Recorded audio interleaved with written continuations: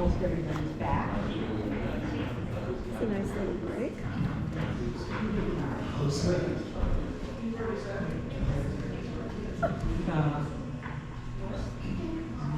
Come back.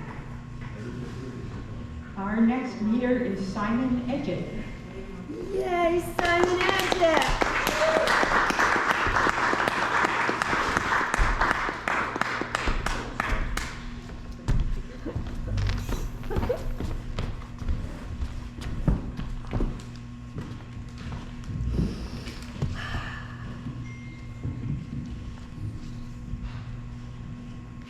All right. Hi, everyone. Hi, Simon. So I've read here before a couple times. I'm going to do something different today. If you have seen me read, you know I write regularly. These poems are all old poems.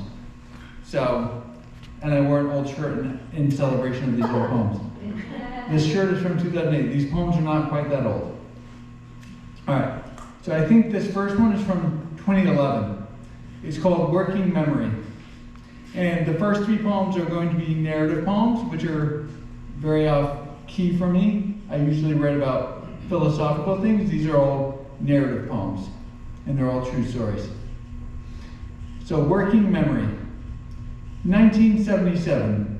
I played Star Wars with my cousins in England, which somehow involved hiding me in a dresser drawer. 1989. Jim McLaughlin paid me $5 an hour to shingle and paint his house. One day, I got tired of painting and sweeping, so I got on my bike while he was at the store and I rode home. I never went back. 1990. I wore steel-toed boots to work at the car wash. As the cars came off the line, I would stick my foot in front of their tires and let them bump over my boots.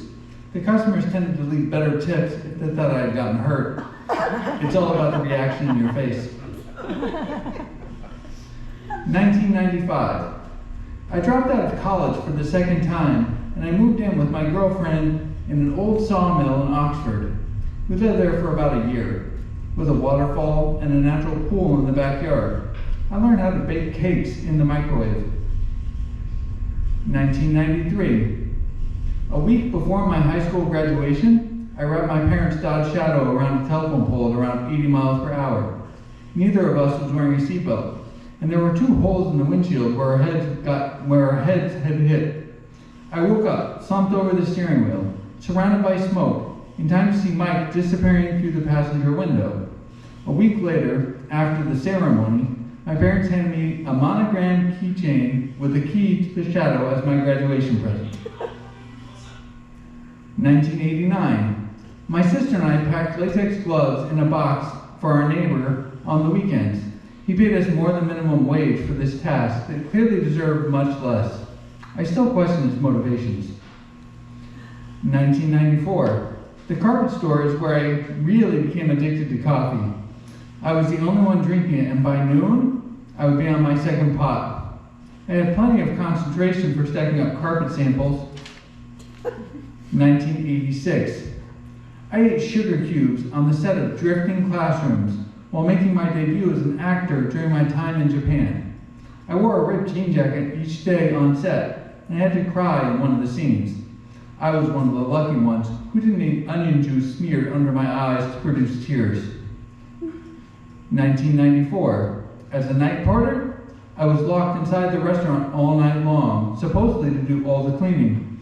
Lucky for me, I was done with my chores within the first hour, so I spent the next 6 playing on the kiddie rides, writing in my journal, and napping in the booths.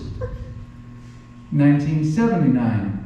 I walked down the sidewalk to school with snowdrifts at least 3 feet above my shoulders. Huge machines, road scrapers, with 10-foot blades between their front and rear wheels, cleared swaths of the road as their chains grated the rugged asphalt.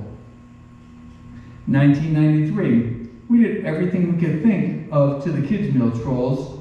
A fry later darkened them a little bit, but they didn't melt.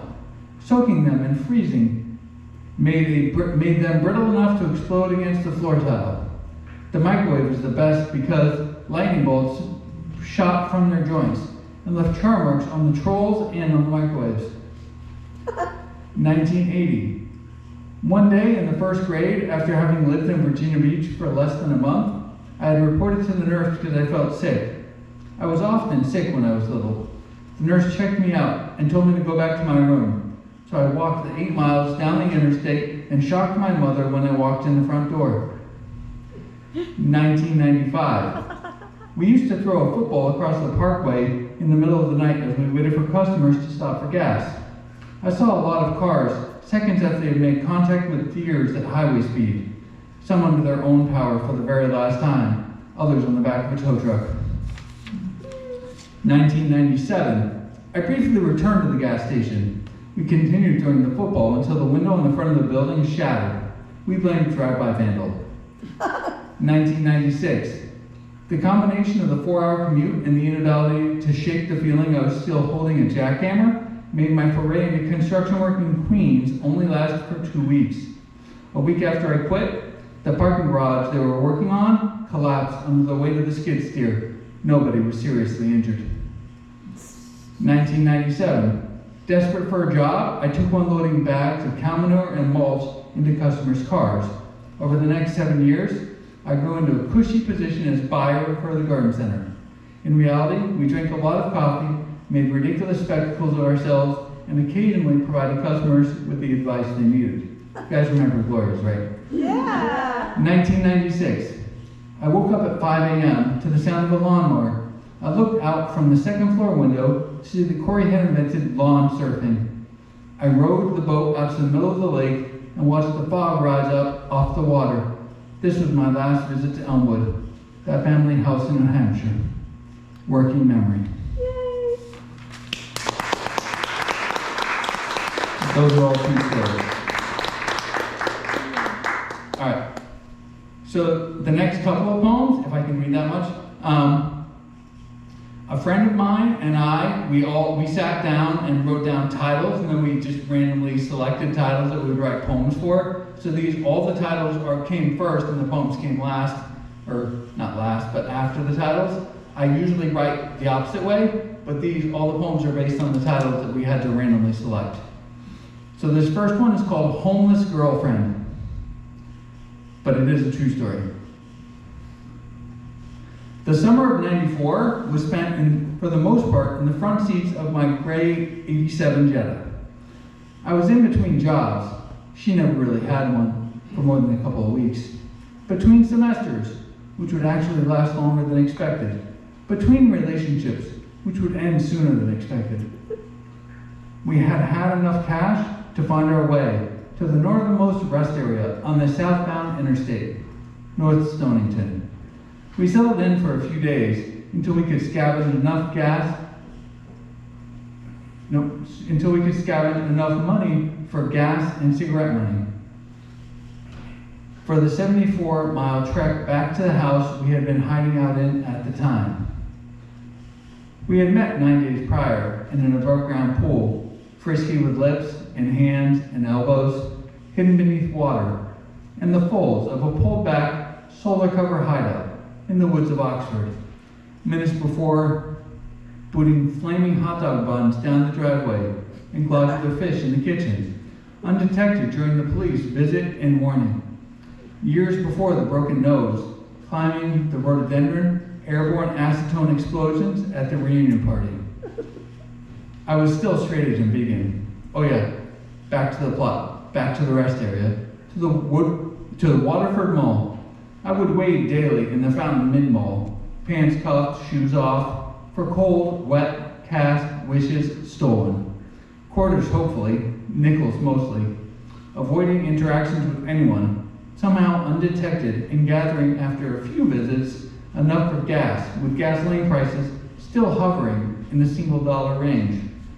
Eventually back home, happy to be squatting in squalor in an old underground railroad stop in her too tolerant grandfather's converted sawmill with a view of Little River overflowing a busted dam. Homeless girlfriend. Yeah.